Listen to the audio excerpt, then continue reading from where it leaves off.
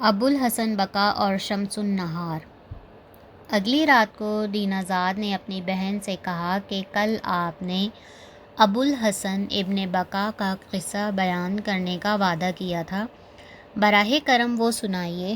شہرزاد نے بادشاہ کی طرف دیکھا اور عرض کیا کہ اجازت ہو تو قصہ شروع کروں۔ بادشاہ نے اجازت دے دی۔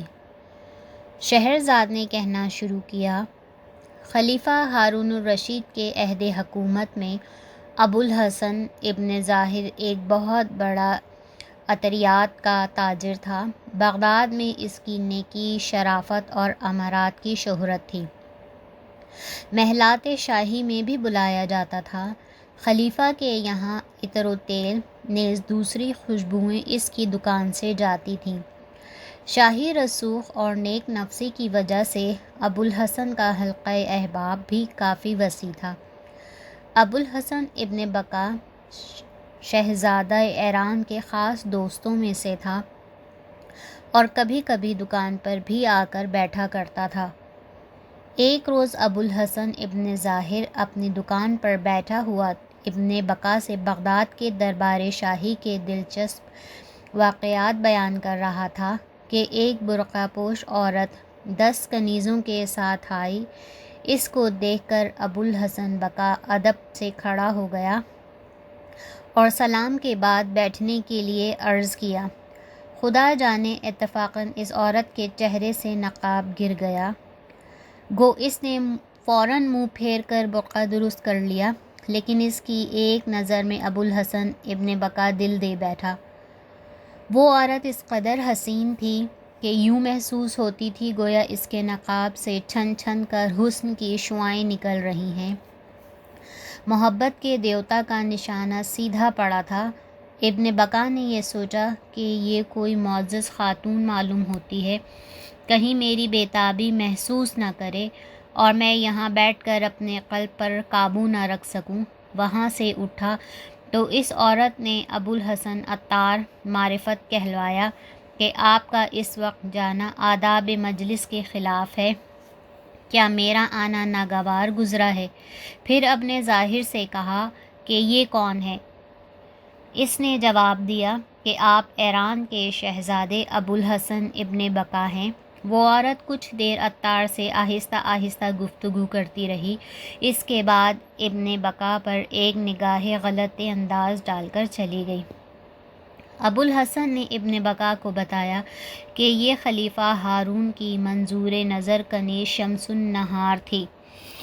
پھر کچھ عرصہ خاموش رہ کر کہنے لگا کہ اگر میرا اندازہ بالکل ہی غلط نہیں تو مجھے اندیشہ ہے کہ آپ اس سے محبت کرنے لگے ہیں۔ ابن بقا نے ایک آہ سرد بھر کر کہا کہ بے شک آپ کا خیال صحیح ہے۔ وہ ایک جھلک جو میں نے اس کی دیکھی تھی، اس پر اپنا سب کچھ نثار کر چکا ہوں اور یہ بھی جانتا ہوں کہ یہ عشق میری جان لے لے گا، کیونکہ کہاں خلیفہ کی منظور نظر کنیز اور کہاں میں ایک ادنا سوداگر۔ ابن ظاہر نے اسے تشبیہ دیتے ہوئے کہا کہ دوست، یوں تو تم قسمت کے سکندر ہو، شمس النہار بھی اپنا دل ہار گئی ہے اور چلتے ہوئے تاکید کر گئی ہے کہ جب میں کنیز بھیجوں تو اپنے ساتھ ان کو بھی لانا، لیکن مجھے فکر ہے کہ اگر تم دونوں میں سے کسی نے بھی کوئی ایسی حرکت کی جس سے دوسروں کو شبہ ہو تو پھر بات خلیفہ تک ضرور پہنچ جائے گی۔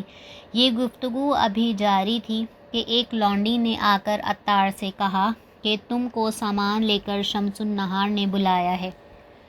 اس نے کہا بہت اچھا، تم چلو میں حاضر ہوتا ہوں۔ پھر عطر اور تیل کے کنستر ایک غلام کے سر پر رکھوا کر اور ابن بقا کو ساتھ آنے کو کہا۔ راستے میں پھر ابو الحسن اپنے دوست کو سمجھاتا رہا کہ جس طرح بھی ممکن ہو تم اس وادی خاردار میں قدم نہ رکھو، مجھے اس کا انجام اچھا نظر نہیں آتا۔ شمس النہار کتنی بھی کوشش کرے راز ظاہر ہو کر رہے گا اور پھر خدا ہی جانتا ہے کیا ہو۔ دونوں باتیں کرتے ہوئے شاہی محل میں پہنچ گئے حکام و پاسبان سب ابوالحسن کو جانتے تھے، اس لیے بغیر کسی تفتیش کے اندر چلے گئے۔ وہاں کنیزوں نے دونوں کو ایک آراستہ کمرے میں بٹھایا۔ کمرے کی زیبائش دیکھ کر ابوالحسن محو حیرت ہو رہا تھا کہ ایک سمت کا پردہ ہٹا اور 10 نہایت حسین و نازک اندام کنیزیں ہاتھ باندھ کر اندر آئیں۔ پھر دوسری طرف کا پردہ بار 10 ماہ تمثال حور کنیزیں اندر آئیں، جن کے جمال جہاں آرا کو دیکھ کر ابن بقا محبود ہو گیا۔ سب کے بعد جمال شمس النہار بسط عنائی وزیر بائی دلوں کو پامال کرتی ہوئی آئی، سب کے سروقت کھڑے ہو کر سلام کیا، پھر حسب مراتب بیٹھ گئے۔ شمس النہار نے لونڈیوں کو اشارہ کیا، ساز چھڑ گئے اور طوفان نغمہ اٹھا، حاضرین مجلس نقشے بدیوار ہو گئے۔ کنیز کا گانا سن کر ابوالحسن ابن بقا بے قرار ہو گیا، اشارہ کیا کہ میں گانا چاہتا ہوں۔ کنیزوں نے ساز ملائے، ابن بقا نے ایک نہایت پردرد لہجے میں عاشقانہ غزل گائی، پھر شمس النہار نے گایا، راگ کے سیلاب میں جذبات بہہ نکلے۔ شمس النہار اٹھ کر خلوت میں چلی گئی، ابن بقا بھی پیچھے پیچھے گیا اور دونوں بے اختیار ایک دوسرے کے گلے لگ کر بے ہوش ہو گئے۔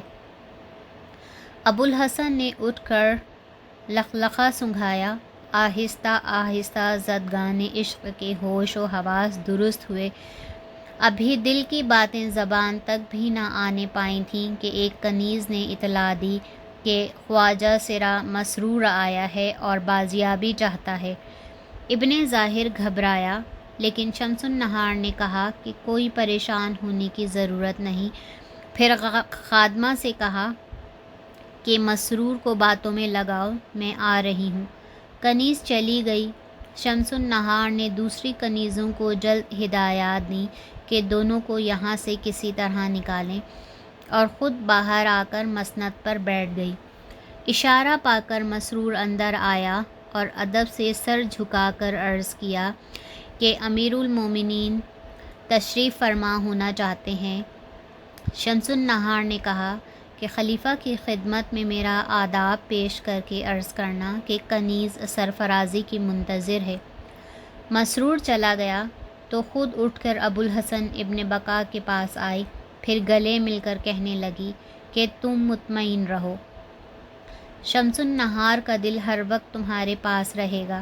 ابوالحسن باسط مسرت و یاس وہاں سے چلا اور ایک کنیز نے دونوں کو چور دروازے سے لب دجلہ پہنچا دیا۔ وہاں سے کشتی میں سوار ہو کر دوسرے کنارے پر آ گئے۔ ابن ظاہر ابوالحسن کو اپنے ایک دوست کے مکان پر لے گیا۔ کیونکہ رات بہت زیادہ ہو چکی تھی، دوست اس وقت ابوالحسن اور ابن عطار کو دیکھ کر متعجب ہوا، لیکن ابن عطار نے یہ کہا کہ یہ میرے دوست ابن بقا ہیں، دفعتاً ان کی طبیعت خراب ہو گئی، ان کو یہاں لے آیا۔ دوست نے خلوص سے خوش آمدید کہا اور دونوں کے لیے انتظام آرام کر دیا۔ صبح کو جب ابن عطار اور ابوالحسن ابن بقا اپنے اپنے گھر جانے لگے تو چلتے ہوئے ابوالحسن بقا نے کہا، میرے حال سے بے پرواہ نہ جائیے گا، صرف آپ ہی کا سہارا ہے۔ ہاں، اگر شمس النہار کے متعلق کوئی اطلاع ملے تو مجھے ضرور خبر کیجیے۔ ابن ظاہر نے اس کو اطمینان دلایا کہ ہر وقت میں تمہاری خدمت کے لیے تیار رہوں گا۔ تیسرے پہر کو شمس النہار کی کنیز عطار کی دکان پر آئی اور ابن بقا کی خیریت دریافت کی۔ ابوالحسن نے کہا کہ وہاں سے آ کر ابوالحسن ابن بقا بہت بے قرار رہا، بڑی مشکل سے سمجھا کر اس کو گھر بھیجا ہے۔ کنیز کہنے لگی کہ شمس النہار بھی بہت پریشان اور مضطرب حال ہے، ہم کل سے برابر سمجھا رہی ہیں لیکن اس کو سکون نہیں ملتا۔ خلیفہ نے بھی اس کی حالت کی تغیر کو محسوس کر لیا تھا، چنانچہ آج صبح ہی طبیب شاہی آیا اور نبض دیکھ کر دوا تجویز کر گیا۔ خدا انجام بخیر کرے، مجھے مستقبل تاریک معلوم ہوتا ہے۔ ابن ظاہر ابوالحسن کے مکان پر گیا اور کنیز کی آمد کا حال سنایا اور ساتھ ہی سمجھاتا بھی رہا کہ صبر سے کام لو۔ اگر راز کھل گیا تو بہت ہی مشکلات پیدا ہو جائیں گی۔ ابوالحسن ابن ظاہر اسے اپنے ساتھ لے کر ابن بکا کے مکان پر آیا۔ خط دیکھ کر ابن بکا بہت خوش ہوا، دیر تک خط کو سینے سے لگا کر رکھا، پھر جواب لکھ کر کنیز کو دے دیا۔ ابن ظاہر نے رات کو لیٹ کر سارے معاملے پر غور کیا تو ہر طرف خطرات نظر آئے۔ اس نے سوچا کہ شاہی منظور نظر کنیز کی خط و کتابت کبھی اور رنگ ضرور لائے گی، اور جب خلیفہ کو حالات معلوم ہو گئے تو معلوم نہیں میرا کیا حشر ہوگا۔ چنانچہ اس نے ارادہ کر لیا کہ اس درمیان سے نکل جانا چاہیے، لیکن دوسری طرف ابن بکا سے دوستی کا خیال آیا۔ ایک سچے دوست کی حیثیت سے اس کا فرض تھا کہ مصیبت کے وقت جو کچھ اس کی امداد کر سکتا ہو کرے۔ آخر وہ اسی فیصلے پر پہنچا کہ یہ شخص نازک صورت اختیار کیے بغیر نہیں رہے گا، اور نتیجے میں جو تباہی آنے والی ہے اور اس کی برداشت سے باہر ہے۔ اس لیے صبح کو اس نے ابوالحسن بکا کو ایک خط لکھا اور سب نشیب و فراز سمجھا کر اسے اطلاع دی کہ میں کچھ دن کے لیے بصرہ جا رہا ہوں۔ یہ خط ایک غلام کے ہاتھ روانہ کر کے خود سامان سفر باندھنے لگا۔ اسی دوران ابن ظاہر کا ایک دوست جوہری آیا اور سفر کے متعلق دریافت کرنے لگا۔ پہلے تو اس نے ٹالا، لیکن پھر یہ سوچ کر کہ وہ ابوالحسن ابن بکا کے بے تکلف ملنے والوں میں سے ہے اور ممکن ہے کہ میرے جانے کے بعد اس کو راہ راست پر لا سکے، کل حالات بیان کر دیے۔ جوہری اس وقت تو خاموش ہو گیا، لیکن دوسرے وقت وہ ابن بکا کے پاس گیا اور اس سے ابن ظاہر کے جانے اور مفصل حالات سننے کا ذکر کیا۔ ساتھ ہی یہ بھی کہہ دیا اگر ضرورت پیش آئے تو میں ہر خدمت کے لیے حاضر ہوں۔ ابن بکا ابوالحسن عطار کے چلے جانے کی وجہ سے پریشان تھا، اس سہارے کو غنیمت سمجھا۔ اتفاقاً اس وقت شمس النہار کی کنیز خط لے کر آ گئی اور جوہری یہ سوچ کر الگ چلا گیا کہ ممکن ہے وہ میرے سامنے حالات بیان نہ کرے۔ تھوڑی دیر میں کنیز خط کا جواب لے کر چلی گئی۔ ابن بکا نے جوہری کو بلا کر بتلایا کہ کنیز بھی تم سے مطمئن نہیں ہے، اگر ممکن ہو تو کسی وقت آپ خود بھی اس سے مل کر ہمراز بنانے کی کوشش کیجیے۔ جوہری وعدہ کر کے چلا گیا۔ 4 روز کے بعد کنیز پھر شمس النہار کا خط لے کر جا رہی تھی۔ جوہری اس کو دیکھ کر پیچھے ہو لیا اور گفتگو کرنے کے لیے مناسب موقع کا متلاشی رہا۔ کنیز جلدی میں تھی، معلوم نہیں کس طرح خط اس کی جیب سے گر گیا اور جوہری نے اس خط کو واپس دے دیا اور ساتھ بتایا کہ میں ابن بکا کا رازدار اور دوست ہوں۔ اگر اس وقت تمہارے تعاقب میں نہ آتا اور یہ خط کسی دوسرے کے ہاتھ لگ جاتا تو کسی کی خیر نہیں تھی۔ پھر کنیز کو کچھ انعام دیا اور گفتگو کرتا رہا۔ اس کے ساتھ ابن بکا کے گھر آیا۔ اس طرح کنیز کو اطمینان ہو گیا اور اس نے شمس النہار سے بھی اس کا ذکر کر دیا۔ شمس النہار جوش محبت میں ضروری احتیاط بھی بھول جاتی تھی۔ اس نے کنیز کی معرفت جوہری کو خلیفہ کے محل میں طلب کیا۔ جوہری نے کنیز کو سمجھایا کہ میرا محل میں جانا کسی طرح موزوں نہیں۔ ابن ظاہر کا پرانا رسوخ تھا، اس کو سب جانتے تھے، میں نیا آدمی ہوں، اگر شبہات پیدا ہو گئے تو بڑی دقت پیدا ہوگی۔ اپنی مالکہ سے عرض کرو میرا ایک مکان ہے جو میں نے دوست احباب کی ضیافتوں کے لیے مخصوص کر رکھا ہے، اگر وہ مناسب سمجھیں تو میں وہاں انتظام کر دوں، ابن بکا بھی وہاں آ جائیں، اس طرح بآسانی ملاقات ہو سکتی ہے۔ کنیز نے جا کر شمس النہار سے کہا، وہ تیار ہو گئی۔ کنیز پھر واپس آئی اور اطلاع دے گئی کہ شام کو مالکہ آئیں گی۔ جوہری نے حت المقدور مکان کی آراستگی میں کوئی دقیقہ فروگزارش نہ کیا، بہت سا قیمتی سامان زینت احباب سے لا کر فراہم کیا۔ ابن بکا کو بھی اطلاع کر دی کہ فلاں وقت